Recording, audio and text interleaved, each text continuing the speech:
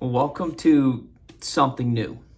I call it a cup of encouragement. I often find when I get up in the morning, I have my cup of coffee, but in this season, in this time, I think a cup of encouragement is necessary too.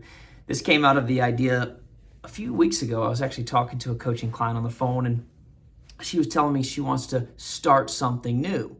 And she's been telling me this for a while, but she just hasn't gotten started yet. And so I was coaching her through the obstacles, through the things that are stuck in her way. And I'm going to be honest, as I was walking through that with her, I was talking to myself because I've got a confession. I've been talking about putting out encouraging content for months, yet I haven't done it. I've been stuck along the way. So let this be the first cup of encouragement. So I've got a question for you. What is something new that you need to get started? What's something new that you've not been walking into?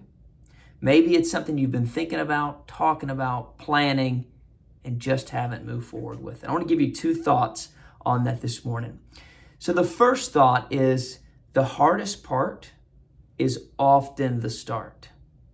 I used to call this the first miserable 15 minutes. And for me, it used to be about yard work. I did not want to do it. I would procrastinate. I would put it off. I would do anything but doing the yard work. You can ask Lindsay. It just wasn't for me. But I found that if I got out there and I did it for 15 minutes, if I put some music in my headphones, went out there, started raking leaves for 15 minutes, I could go all the way until the sun goes down. Because after I got past the first miserable 15 minutes, I started to get into a routine. I started to get going. This was also reading for me, and I find when I'm going around the country working with different leaders, I always ask them, how many books do you read? And they're like, one or two a year. Here's what I tell them. Start every day with just spending 15 minutes. Start with a 10-page goal and just say, I'm going to read for 15 minutes.